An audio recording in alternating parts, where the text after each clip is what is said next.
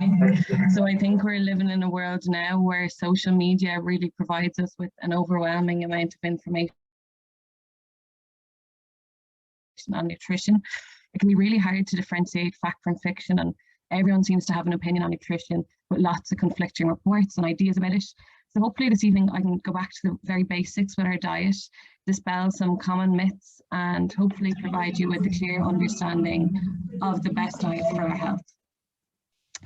So I think this quote is quite fitting, maybe in terms of our diet and in terms of our health. So though no one can go back and make a brand new start, anyone can start from now and make a brand new ending. So I think nutrition in our diet is maybe the most prominent thing we continually try and make changes to. So it can turn into a vicious cycle of dieting, restricting, and then falling off the wagon and giving up, often returning to old bad habits. So life should really be about balance. It's about incorporating these healthy habits and seeing our diet as a lifestyle choice rather than, say, a defined 6 or 8 week period. So changing your diet or lifestyle should be centered around small, sustainable changes, which hopefully I can inform you of here today. So what we'll cover today is diet trends and popular diet trends. What are we eating here in Ireland? The best varied diet for our health. Throughout the talk, I'll go through some common nutrition myths. There'll be particular importance on fiber and vitamin D, some lifestyle considerations, and then some take-home points at the end. So what is the best diet for our health? That's the million-dollar question. So the World Health Organization reports that a healthy diet is one which helps protect against malnutrition in all its forms. So this includes both over and under nutrition. It's also one which is protective against what's called non-communicable diseases. So these are basically diseases which aren't infectious. They can't be passed from one person to another. They're often maybe referred to as lifestyle disease because the majority of these are actually preventable illnesses. Contributors to them include the likes of smoking, alcohol, physical inactivity, and poor diet. So the diseases that fall into this category would be the likes of type 2 diabetes, heart disease, stroke, and cancer. So the basic principles for a healthy diet as recommended by the World Health Organization are that energy we take in via food should match that which we expel during the day. So this includes energy that our body needs to function, as well as any used in physical activity. So I'll go through most of the food groups, but just in particular, limited intake of fats, and not more than 30% of our diet should come from fat, with a particular focus on saturated fat. So that should be under 10% of our total calories. A reduced consumption of the highly palatable and often our favorite high refined sugar foods.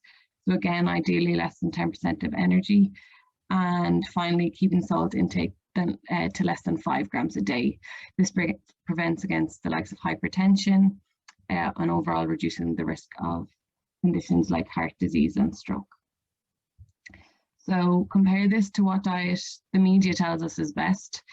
So I'm sure many of you have heard of or seen articles where following a certain diet, so it's generally restrictive, it may omit whole food types, change someone's life in terms maybe of weight or cure the disease or improve their skin.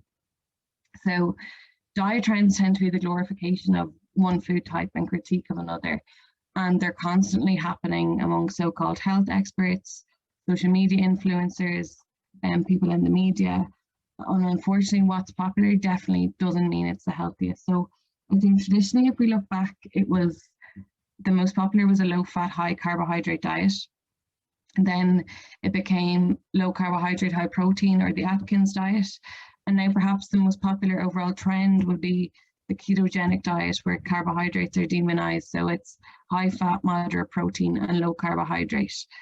So specific food groups, exclusion diets, like gluten-free or dairy-free, are also worryingly gaining popularity and have a lot of false claims behind them. So in reality, it sounds quite boring, but basically it's the basic principles of everything in moderation is what's most important. So we should never be over-consuming one group and restricting another for best health outcomes. So a fatty diet is one where you tend to restrict your diet to a few foods or an unusual combination of foods. So these diets in particular tend to focus on weight loss rather than say some of the health claims. The diets I mentioned, like dairy-free or gluten-free in the previous slide, tend to have on health. So I think now as summer approaches and the weather gets warmer, many of us start to think about losing weight. And I think with all that's gone over the last year, people are really vulnerable with the pandemic and all the stresses it brings. So an awful lot of people's food patterns have changed. You may have got into a cycle of unhealthy habits, a change in food patterns, for example, where you have more access to food during the day, you're snacking more, and you may have reduced exercise. So if you'd gone to a gym or an exercise class, for example, and now that's closed. I think people are very aware, and there's all these headlines about the COVID pounds and the COVID curves. And I think I'm seeing these fatty diets advertised more and more with sensationalist headlines, advertising quick fixes to lose this weight. So just to be wary of them, and outlined here is just ways to recognize them. So any diet really that promises to solve a weight problem with having to change your lifestyle. So if it seems too good to be true, to be honest, it probably is. Promise rapid weight loss of more than 2 pounds of body fat a week. So any more than that, unless you're starting on a weight that is extremely overweight, it isn't healthy. Recommended the magical fat burning effects of food, so the likes of the grapefruit diet, for example. Promote the avoidance or severe limitation of a whole food group. Again, that would be where you avoid carbohydrates. Suggest being overweight is related to a food allergy or have no supporting evidence behind them apart from maybe a celebrity and with a personal success story to tell. So in reality, unfortunately, there's no diet or miracle fix that can provide you with long-term or lasting health results other than a healthy, balanced diet. So a lot of people are holding out for a magic bullet in terms of our health, whether that be for weight loss, to best prime our skin, to prevent against aging, to improve our mental health, especially now with COVID, to improve our immunity. We're looking out for a specific food or a specific supplement, but in reality, really, it's what we do every day, or at least over a long period of time, that's going to make the difference to our overall health. So things that we know are good for us, for all aspects of health, are classics. There's nothing earth-shattering here.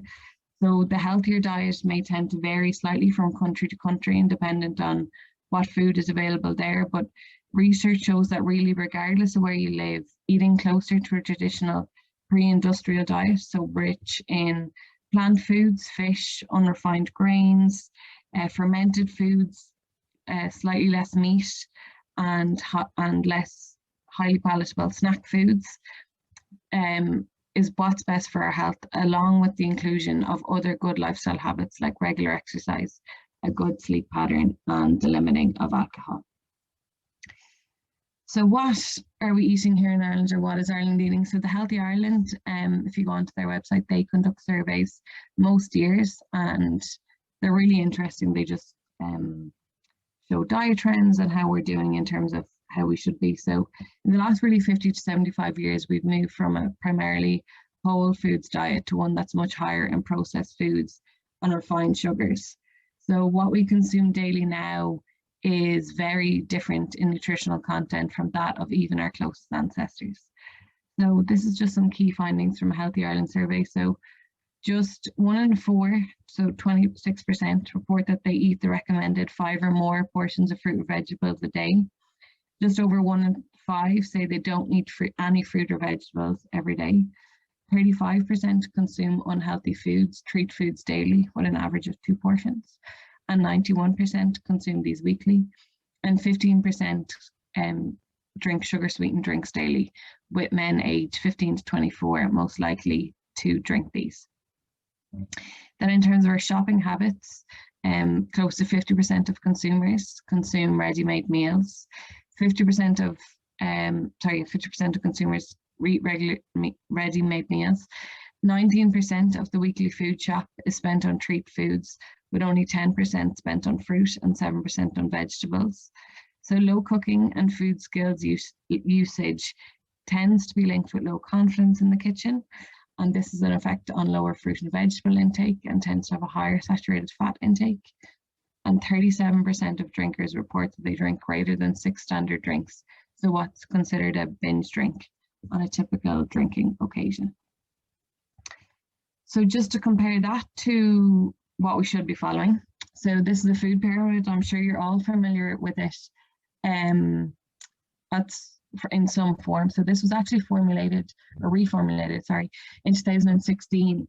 So what differences have occurred since then? So as you can see in the top, so in the red, the top shelves are now separated. So it's separated into fats and oils. Second from the top, as these are essential and they do need to be included as part of a healthy, balanced diet. And then now at the very top are foods high in fat, sugar and salt, which are not essential. These should be taken sparingly and they tend to be of low nutrient value. And as I said earlier, the World Health Organization recommends that less than 5% of our intake should come from this shelf. Fruit and vegetables, as you can see now, are now actually moved to the base of the food pyramid with an increased recommended portion of 5 to 7 portions a day. And the wholemeal, cereals, breads, pasta, rice group is now moved up to second in line. So there's a daily servings guide of these foods. Hopefully you can see it there at the bottom, showing the range of servings needed for different genders, different ages, and different activity levels. Some variations also include a recommended calorie intake for adults. So it's very much an average, but they recommend that an active female has about 2,000 calories a day and an inactive 1,800, whereas an active male can eat up to 2,500 calories, with an inactive male coming in at about 2,000 calories. So I'm just going to go through each food group and the importance of it and how we can include it in our diet. So the first one is, of course, fruit and vegetables. So why is this group so important? So on average, about half our plate should make up this food group. The reason it's so important is because it tends to be a really great source of antioxidants, vitamins and minerals. This includes vitamin C, folate, potassium. And so just to explain, an antioxidant, it's a substance that protects our cells from oxidative damage. So it really prolongs the health of our cells. So it's very important to include both fruit and vegetables, and the widest variety of colour as possible to maximise nutrient intake is best. And it's really important to include sources of green leafy vegetables for the likes of folate and iron. Fruit and vegetables tend to make a good, healthy, handy, cheap snack. They're low in calories and fat. They help prevent against constipation due to their high dietary fibre content, and studies show they reduce the risk of cancer, heart disease and stroke. So what counts in this group? So the vast majority of types count. So fresh, frozen, tinned, canned, dried are all really good sources. And this slide here just outlines what constitutes a portion. So what I tend to do for fruit is a handful, so whatever would fit in my hand is a portion. So in the smaller fruits like plums, kiwis, mandarin oranges, 2 constitutes a portion, whereas the bigger medium-sized fruits, the likes of 1 apple, 1 orange, 1 banana would constitute a portion. And again, a handful is a good indication for berries, so about 10 to 12 berries in a portion. Dried fruit comes in at slightly less, just in regards to the high sugar content. Unfortunately, with juices and smoothies are a fine source, but they can only be counted as a maximum 1 portion a day. So even if you added in 5 fruits to your smoothie, for example, it only counts as 1 portion, because when you blend it up, the fibre is broken down and it has a higher sugar content, so you're not getting the same benefits. So just try and stick to 1 of them a day. And then in terms of cooked vegetables, about 3 to 4 tablespoons constitutes a portion. And again, it's the same rule as with fruit. Medium-sized veg constitutes 1 portion. So 1 pepper, 1 carrot, for example, is a portion. And just to be aware that I'm hearing a lot, or I hear a lot in my practice, that people tend to avoid frozen food or frozen vegetables. Frozen vegetables are equally as good as fresh. They can often actually be higher in nutrient value because they're frozen at source when they're picked. But just to be careful with the cooking methods, because overboiling them will ruin the vitamin C content reduce the vitamin C content of them. So this is just common questions and myths. So do potatoes count towards our 5 to 7 a day target? No, they're classed as a carbohydrate. Would eating 2 medium apples mean each could be counted as a portion? Yeah, it would, because the fruit contains natural fiber, so it would count. And I already covered this, but would 5 glasses of fruit juice mean I've met the 5-a-day? Unfortunately, no. The maximum we can take from that group there is once a day. So as I said earlier, only 1 in 4 Irish people are reaching this recommended target. And honestly, the prospect of reaching this target can seem very daunting, especially if you're starting off now and you're only having maybe 1 or 2 portions a day. So again, the most important point with any kind of change to your health is to make simple changes to things you're already doing, which will be most realistic and sustainable in the long term. So here's just some simple ways to get more fruit and vegetables into your diet. So just make an aim to include 1 to 2 portions with each meal. Make fruit and vegetables the first choice for a snack. Keep your freezer and cupboards well stocked. So if you have it there available on the table, there's a lot of research showing that if that's what you're seeing, so if you have a fruit bowl or if you've vegetables cut up in the fridge, you're much more likely to go for them. Add fruit and berries to your breakfast cereal. So breakfast tends to be one where we often miss out, and it can be an easy addition to add in some fruit there. If you're having a sandwich, that's perfectly fine. Just add in some salads so that you're sneaking a portion in there too, including a side salad with your lunch or dinner.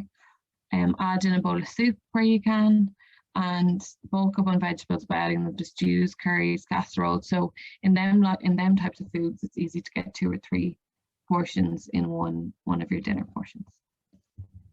So this is my first myth that I hear a lot. So sales of organic food are really on the rise, and it's proven that they can be up to 200% more expensive than non-organic food. But in reality, what we're trying to find out is this food any better? Is it worth the extra cost? So what is organic food? So organic food, it really must comply with specific standards related to sustainability and conservation. But actually, because organic farming tends to use more land and resources than conventional farming, it isn't actually always better for the environment.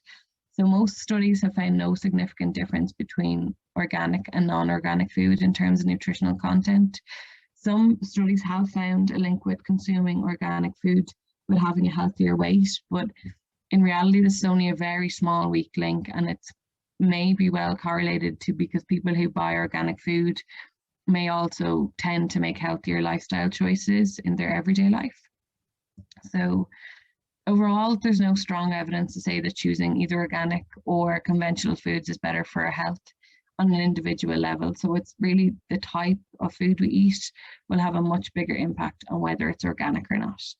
So it's much more important to focus on having a balanced diet, which includes the likes of lots of plant-based foods. And if you prefer organic foods, and if you don't mind the higher cost, there's absolutely no harm in choosing them. But for a lot of people, it's more realistic, maybe cost-effective and beneficial to focus on adding more plants to their diet rather than switching to organic products and maybe eating less of them.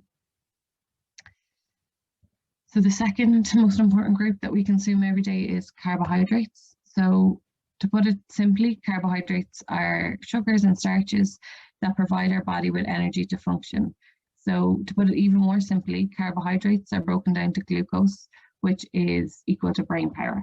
So your brain is obviously so important in your overall health. It controls processes we don't even think about. So sleeping, walking, breathing, for example. So to be able to concentrate and focus and do all that magnificent work, your brain needs enough energy, which comes from blood glucose. The brain actually uses about 20% of our whole body's energy, despite being only about a 50th of the weight.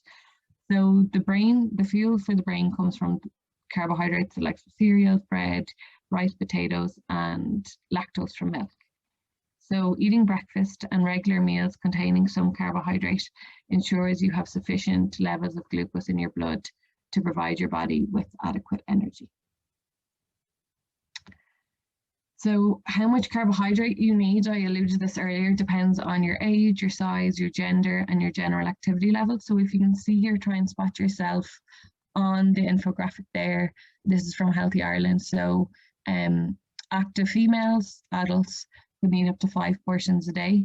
Inactive tend to come in at a maximum of 4 portions, and active males can need up to 7 portions, dependent on their age, with inactive needing up to about 6 portions. I think the most important take home in terms of carbohydrates is what actually is a serving. So I think carbohydrates are one of them things that people tend to very much overestimate how much they're allowed to have in a serving. So in terms of bread, it's 2 of the thin slices of bread.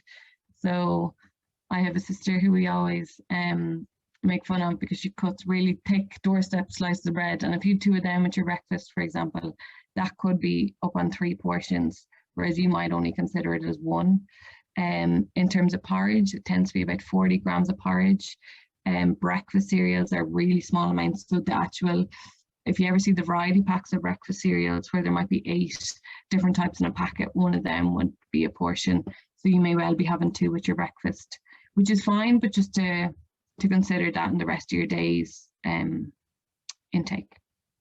And then 4 baby potatoes or 2 medium potatoes constitute a portion. So it's really important to get the balance right with carbohydrates. So there's problems both with over and under consumption, like with any food of carbohydrates. So not having enough carbohydrate or glucose in your blood is known as hypoglycemia. So it can make you feel weak, tired, and fuzzy-minded. So this may happen when you don't eat enough carbohydrate-containing food, or you're at particular risk if you have diabetes or have done a lot of exercise, for example, or manual labor. It can also happen if you follow a very restrictive diet, like the low-carb diets I referred to earlier, or have an irregular eating pattern, so are fasting for long periods. So very simply, carbohydrate is converted to glucose in the blood or stored in the muscle or liver as glycogen. Excess carbohydrate will be stored in the body as fat. However, carbohydrates by their nature are not fattening. So gram per gram, carbohydrates contain less than half the amount of calories as fat. And cooking methods tend to be what affects the calorie content of carbohydrate foods. So they're like frying, for example, or adding fats and oils to taste, like adding butter or olive oil to bread, is where the calories will tend to stack up. So there's 2 main types of carbohydrates. So as I said, carbohydrates break down to glucose, which then can be used as energy in your body. The speed at which this occurs depends on the chemical structure. So simple carbohydrates are made up of 1 or 2 sugars. These convert to blood sugar much easier and tend to cause a quick spike. And then there's complex carbohydrates. So these are made up of 3 or more units of glucose or other sugars, which form long chains. So these chains must be broken down by the body into single units of glucose before they can be used.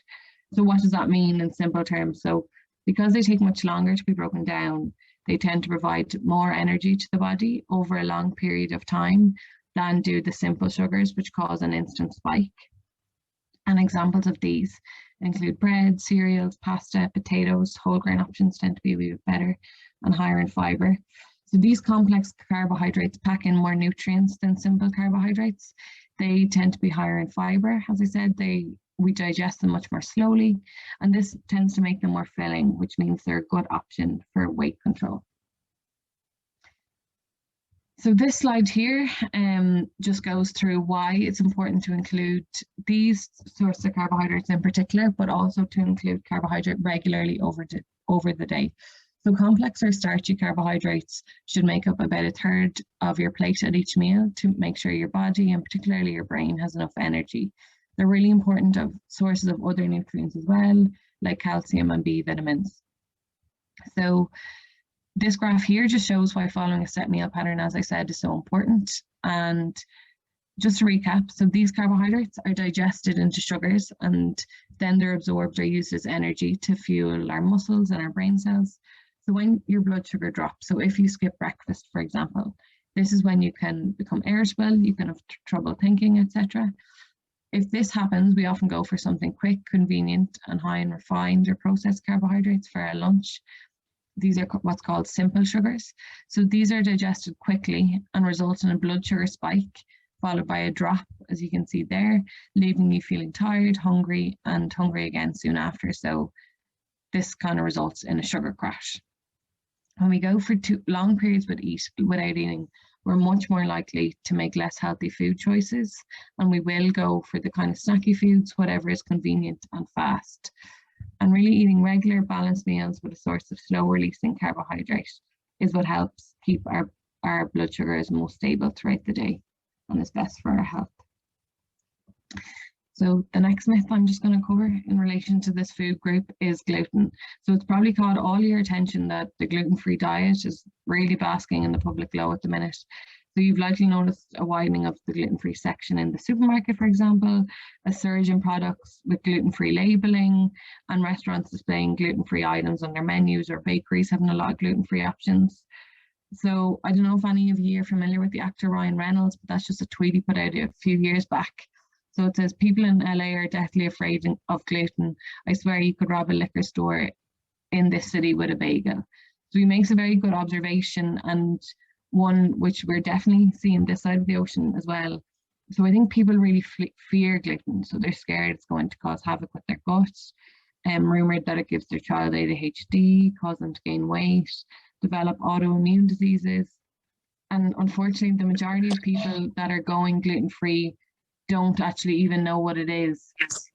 So they've seen headlines, for example, about why a healthier diet, or why gluten-free is a healthier diet option. They don't actually understand the science behind it.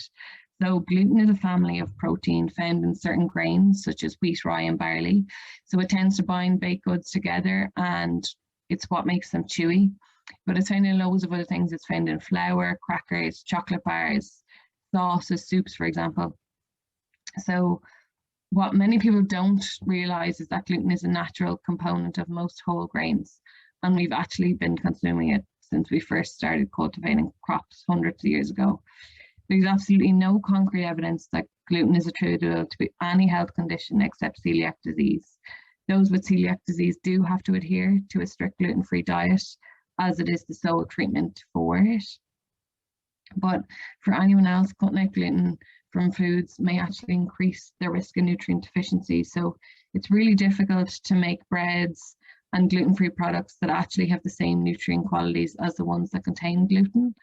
So fortified breads and cereals, so the ones that contain gluten, are really important sources of B vitamins, iron, and trace elements, which the people who go gluten-free are missing out on. And it's important to remember only 1% of the Irish population are actually celiac and need to follow this diet. So the next section on to is dairy. So the recommended portions per day are 3 for most people, but 5 for children and teenagers between the ages of 9 to 18 years.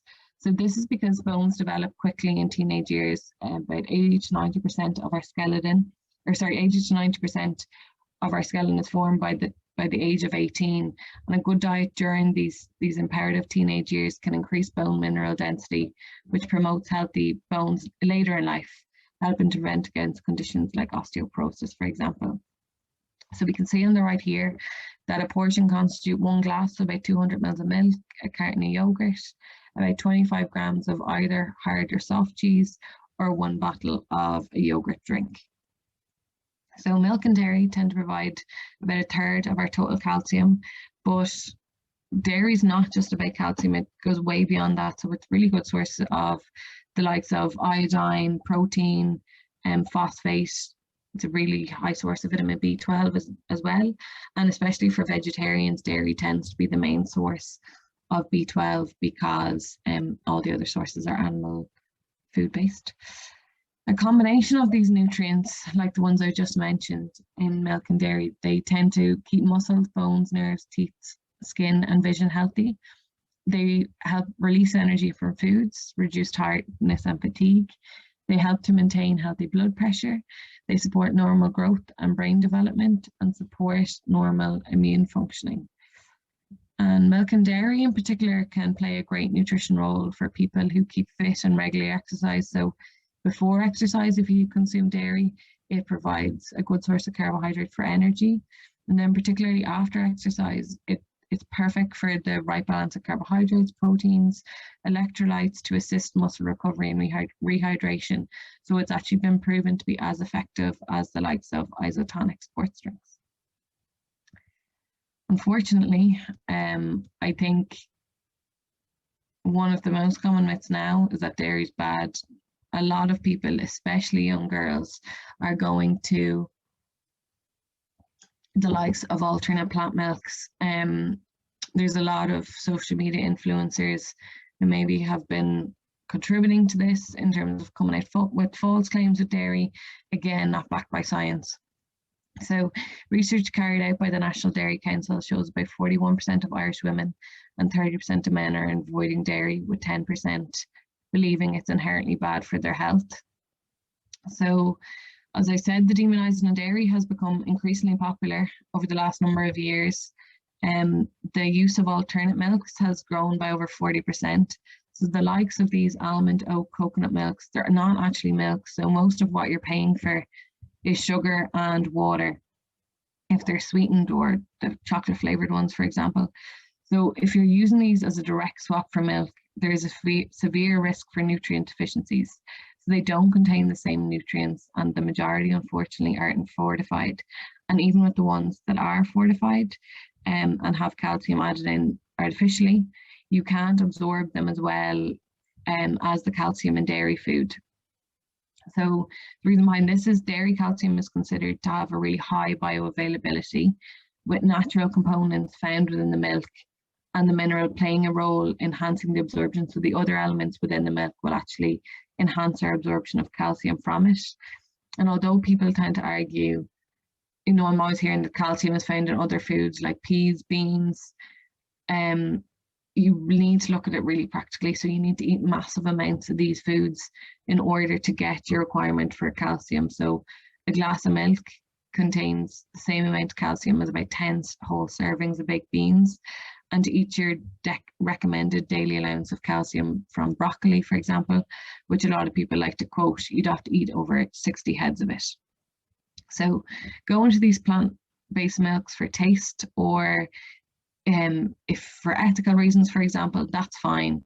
But just to be aware, it's not a direct replacement for ordinary dairy. They're quite expensive, and a lot of money, I think, is being made out of campaigns and preying on these vulnerable people, convincing them it's healthier than normal dairy.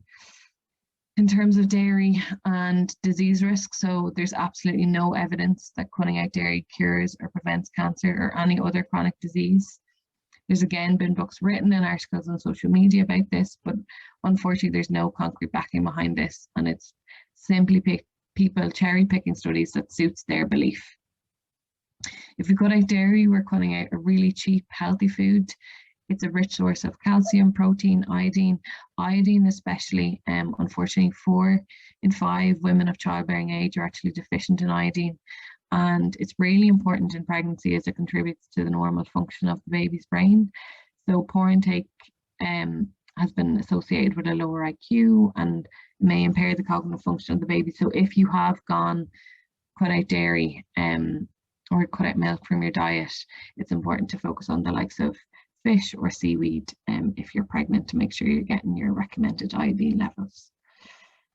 Then moving on to meat, fish, poultry, and vegetarian alternatives. So proteins are substances which are found in every cell.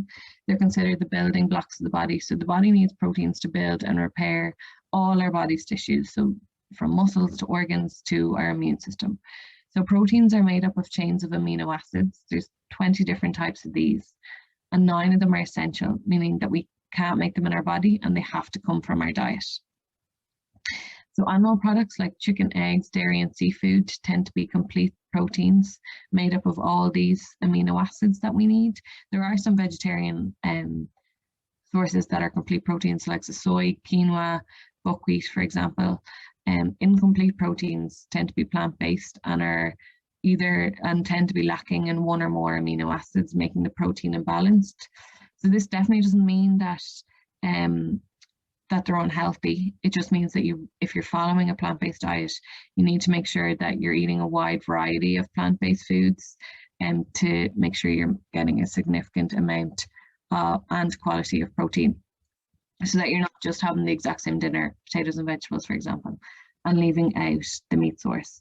Legumes like Beans, peas, lentils, nuts, seeds, whole grains are all really good sources, vegetarian sources of protein. So in terms of a portion, you can see a portion at the top. Again, a rough guide is for meat about the size of the palm of your hand. For beans, peas, and lentils, it's about 6 tablespoons, or 2 eggs constitute a portion. So in terms of how best to include protein healthily, so choose low-fat, lean proteins where possible. Avoid processed meat products. These are high in salt and saturated fats, so the likes of bacon or ham, for example. Aim to include fish twice a week, one to be oily. An egg a day is okay. I think eggs were demonized for a long time, but research has proven against that. And try and include some meat-free days each week. So fats often get a bad, then moving on to fats, which is our second high shelf.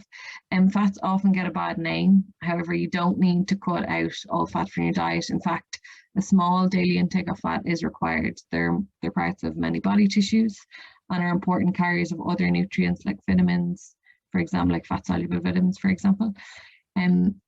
Some fats actually have been proven, like the mono and polyunsaturated fats, help to reduce our risk of disease, so cardiovascular disease, for example, and aim to choose healthier types of fat in moderation. So in terms of types of fats, trans fats are found in processed foods. These are associated with an increased risk of heart disease, as are saturated fats, which are mainly found in animal products. Having lots of saturated fat is linked with raised levels of harmful cholesterol, which increases, again, your risk of heart disease. Cut down on processed foods, eat more fruit and vegetables to reduce your saturated fat intake.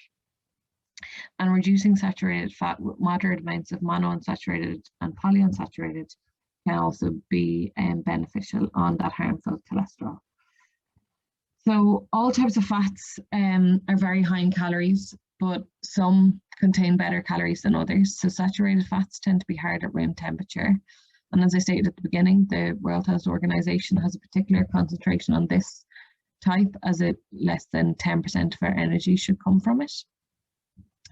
Where possible, to choose our fats from the right-hand side, so the likes of olive and rapeseed oil, nuts, walnuts, almonds, and peanuts, or other oils that are polyunsaturated like sunflower, corn, soya, or spreads made from these oils tend to be better for our health, and limit the ones on the left.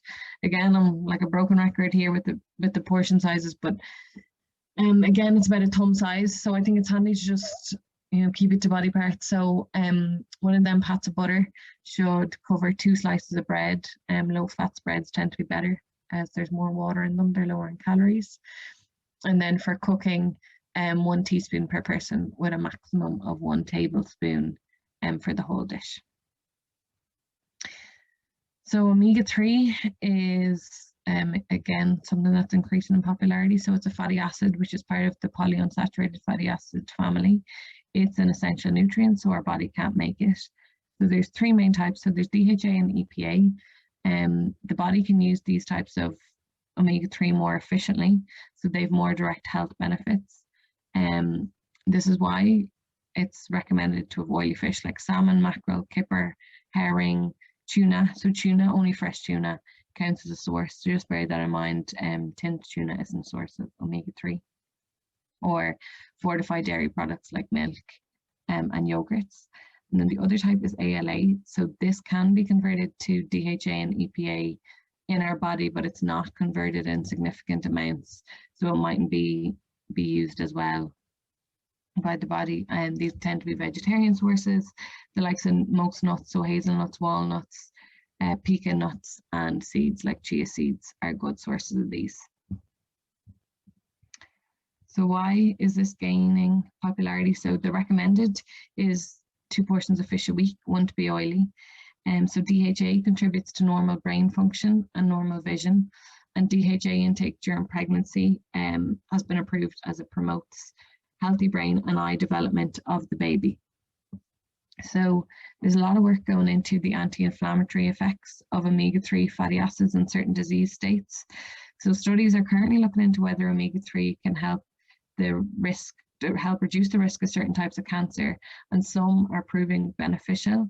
A lot of them have been, like a lot of things in nutrition, unfortunately, animal studies, and there's mixed evidence in human studies, so more research is definitely needed. In terms of our mental health, research has found that EPA and DHA is beneficial for improving memory in older adults with mild cognitive impairment, but there's not enough intake to say it impacts a diagnosis of dementia. And then higher intake of oily fish has been associated with a lower risk of depression, but they're not beneficial in the treatment of depression, but they may have a small to modest beneficial effect in terms of reducing depressive symptoms. I think this is my final myth busting. So this one is just on coconut oil.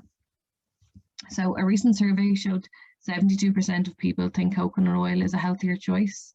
And this belief has led to a massive, I think, 780% increase in the consumption of the oil. Again, it came on board a number of years back as one of these healthy trends. It became a one-size-fits-all model, so people are using it for their skin, their hair, their cooking. So if we just compare coconut oil here on the left to olive oil, say on the right, so in terms of their nutrient profile, they have the exact same amount of calories and overall fat content. However, coconut oil is made up of 92% saturated fat and only 8% unsaturated, compared to olive oil, which is 14% saturated, with the vast majority of calories coming from poly and monounsaturated fatty acids, which, as I said, have been shown to improve our health. Again, this high saturated fat content explains why it's solid at room temperature. So coconut oil is tasty. Some people enjoy it in recipes, especially the likes of Asian recipes. It doesn't need to be avoided altogether just because there's a limited evidence of health benefits. But latest evidence does suggest that it does increase our bad cholesterol, which increases the risk of heart disease, and therefore it wouldn't be advisable to use it all the time. So not only are the other oils more beneficial in terms of their nutrient profile, they tend to be a lot cheaper than coconut oil. So to prioritize plant oils like canola, rapeseed, olive, peanut, soybean, they're all really good options. So salt, people call it the silent killer. So salt is linked to high blood pressure, especially as you get older. So when the pressure inside your blood vessels stays at a high level for a very long time, this is what damages your heart and blood vessels and can lead to a heart attack or stroke. So our body needs about 4 grams of salt each day, with an upper accepted maximum level of 6 grams. But unfortunately, the average intake, especially among males, is much higher at 9 to 10 grams per day. So about 70% of the food we eat comes from, it's already processing food. So even if you don't add it at the table, it's just to be aware of these. So fast foods, restaurant food, all tend to have high concentrations of salt. In terms of specific food types, bacon, sausage is really high in salt. 1 cup of soup actually has the same amount of salt as 2 cups of seawater, which obviously you never drink. It's just that you can taste it in different forms. So it's best to reduce your salt intake by using a variety of alternative flavorings or seasonings like black pepper, spices, paprika, lemon juice. Avoid everyday foods, especially processed foods that are high in salt. So tins or cartons of soup and powdered soup is really high in salt as well. Stock cubes, ready-made sauces, ketchups, savory salty snacks, or pot noodles are all, are all examples of these. This is a food label which I'd recommend everyone to do. So if you go onto the Irish Heart Foundation website and just search food label, this comes up. So reading from the left across, so sugars, fats, saturates, and salt, it shows in a food if it's high level or low levels of that nutrient. So if you see here, we should be looking at per 100 grams of the food. So like if I just do this one as a quick example, if you go down to salt at the bottom, it's 1, so this is just an example of a slice of bread. Salt at the bottom in the 100 gram section comes in at 1 gram. And if you compare that to the salt card, it's actually medium in salt. So people don't realize how salty bread can be in terms of sugars, and saturates, it's low in fat. So sugars is coming in at 3.8, so it's below the 5, which means it's low. And saturates, so look at fat and then look at which saturates, it's 0.3. So again, it's coming in the low category. And you might see these on the front of food types. So try and aim for foods that have the most green traffic light system as possible. But also that's not a hard and fast rule. Like For example, marshmallows will come in because they're fat-free, green for fat and green for saturates, but then obviously red for sugar. So it's not always applicable, but just to become aware of even reading food labels. But I definitely recommend that shopping card on the Irish Heart Foundation website. And then just to quickly touch on fiber. So the reason I'm bringing up specifically fiber and vitamin D is it's because here in Ireland, it's what we're most or tend to be quite deficient in. So almost 80% of the Irish people don't eat enough fiber. So the recommended intakes is 25 to 34 grams a day. Why is fiber important? So it's important as it prevents against constipation, keeps you fuller for longer, and it's a really high source of vitamins and minerals. If you are going to increase your fiber intake, it's important to increase it gradually, so as not to cause tummy upset and to match it with increased fluid provision as well. So in terms of the sources of fiber that I'm going to be talking about, these are all things which I have covered in the fruit and vegetable section. It's kind of just reiterating their importance. So fiber simply, it comes from plants, not animals. And there are many different types of fiber, but the two main types is soluble, which dissolves in water as it moves through your digestive tract, and it slows down the rate at which your intestine absorbs glucose and cholesterol. So oats, peas, beans, citrus fruits, root vegetables are all good sources of this. And then there's insoluble fiber. So this doesn't dissolve in water. It passes through your gut without being broken down, and therefore it helps adding bulk to your stools and prevents against constipation. And again, this is the whole grain cereals, bran, and beans side of things. And we're always striving for that 30 grams a day, but just to see what it is in terms of food types, it's actually quite difficult to reach, and there's not one food type that's going to tick off your fiber requirement for the day. So the foods highest in fiber tend to be the likes of seeds, so chia seeds, or a high fiber breakfast cereal. So starting your day off well, or adding the likes of nuts and seeds to your porridge can be a good way to get started. Then the likes of beans are really high in fiber, and whole grains like wholemeal pasta, wholemeal bread, or potato all tend to come in around the 5 to 6 grams. So again, it's important to include these with every meal. So just touching briefly on vitamin D. So vitamin D is most known as the sunshine vitamin. So it's the only nutrient where the source is not one of diet, but of UVB sun exposure. At our latitude, unfortunately, we don't get enough sun to convert the provitamin D into the active form, and we only make it during April and September. So despite the lovely weather we were having last week, we actually aren't actively producing vitamin D because the radiation isn't high enough and it doesn't penetrate our skin to make it. And severe vitamin D deficiency is estimated between 10 and 44% of the population.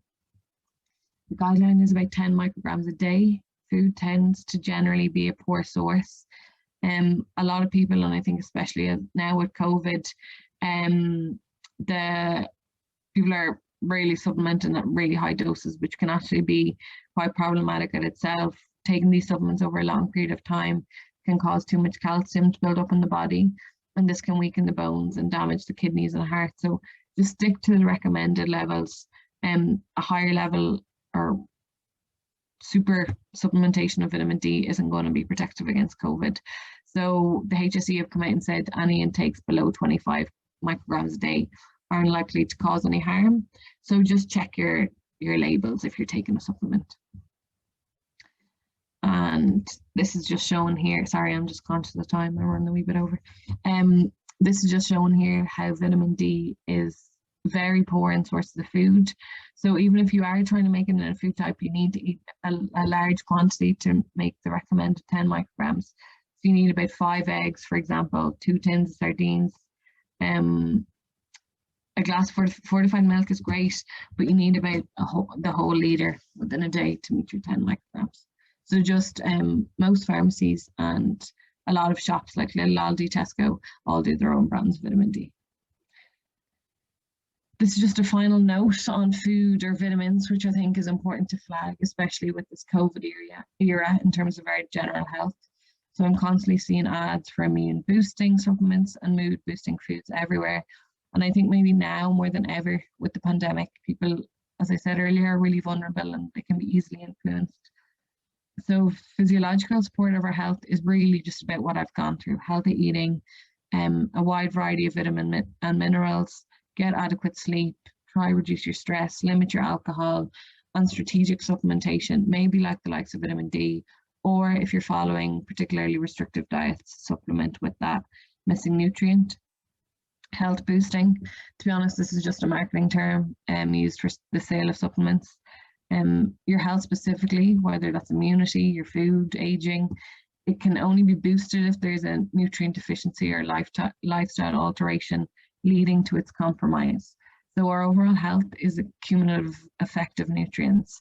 Therefore, it's a balanced diet consisting of fiber, protein, vitamins and minerals combined with healthy lifestyle habits, which is going to most effectively prime our health. Finally, just on to lifestyle considerations. Again, nothing too new here.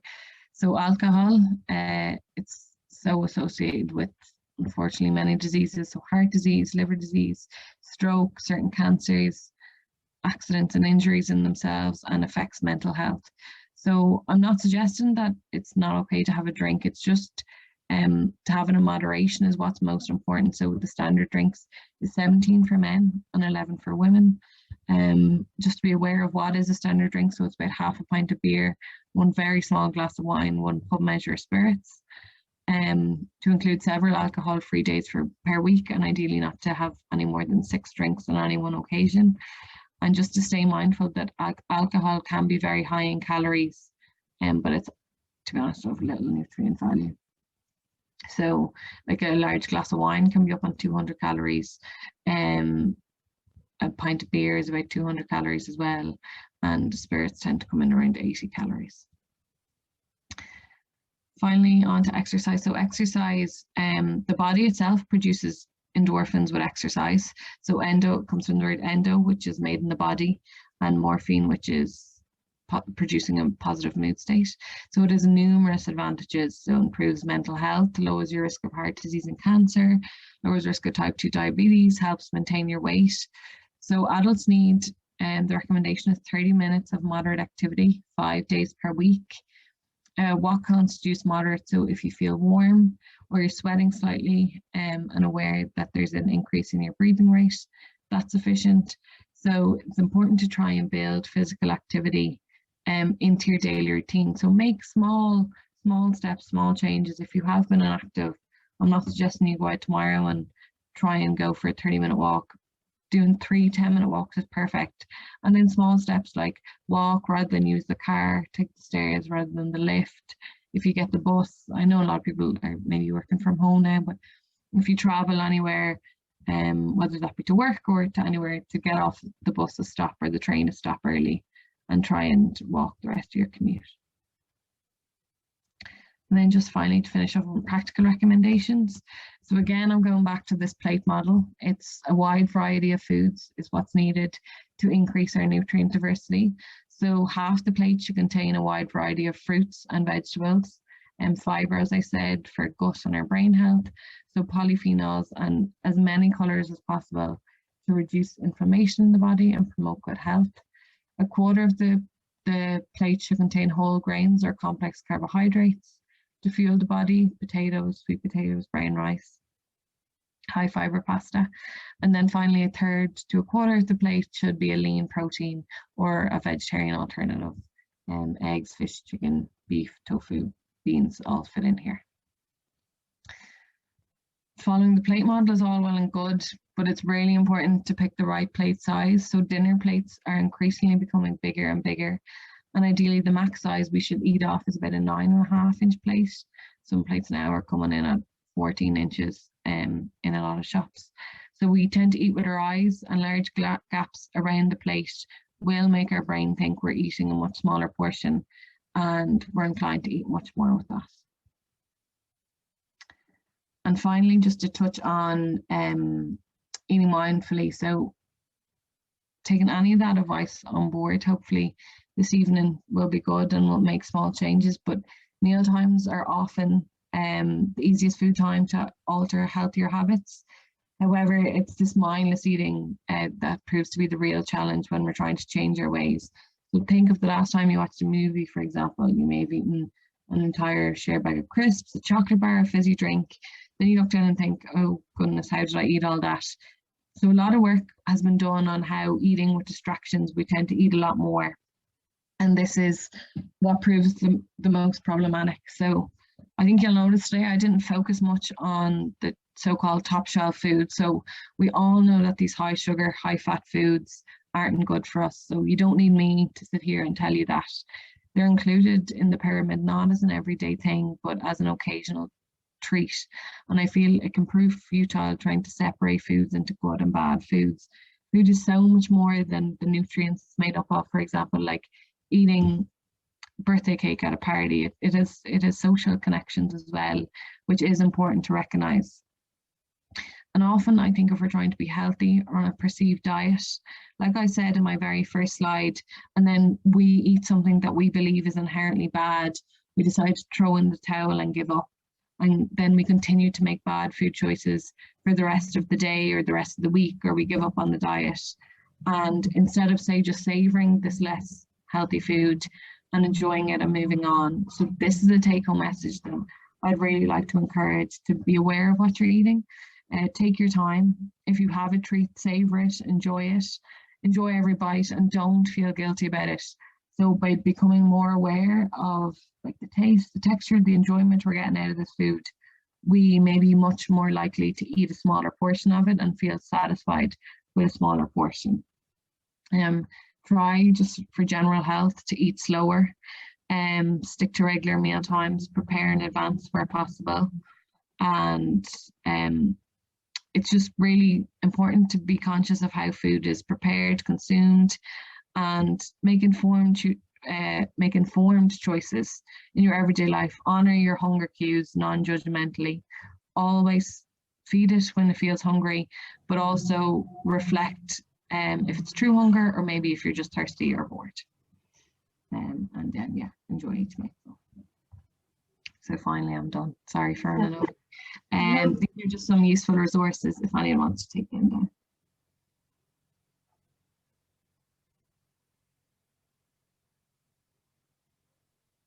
And then I'm happy to take any questions at the end. That was brilliant, Carisa. Thank you so much. It was really, really informative.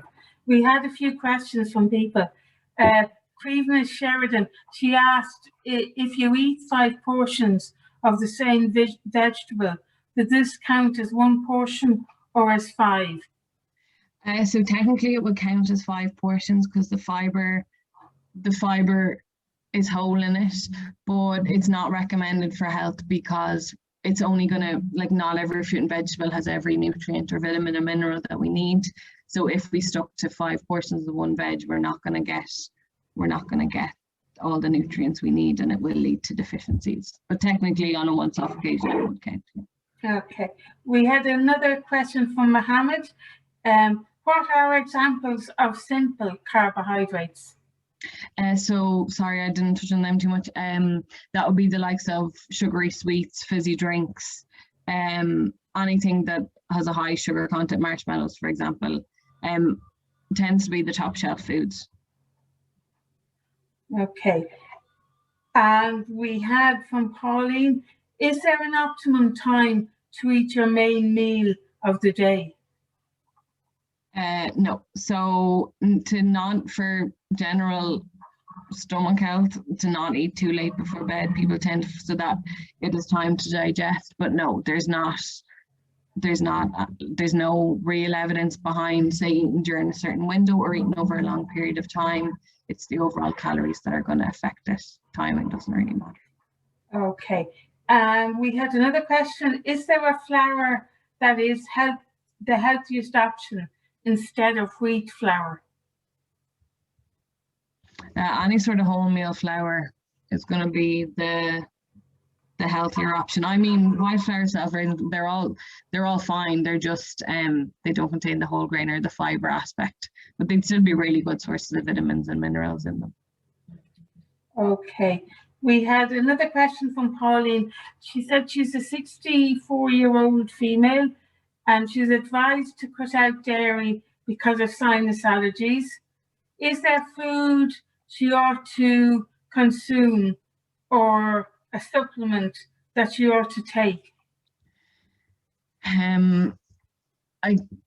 First of all, I would just be sure that she was recommended by, say, a doctor or a dietitian to cut out dairy. I think that is, I didn't allude to it on that side, but dairy and mucus and sinuses is another really popular trend people like to go with.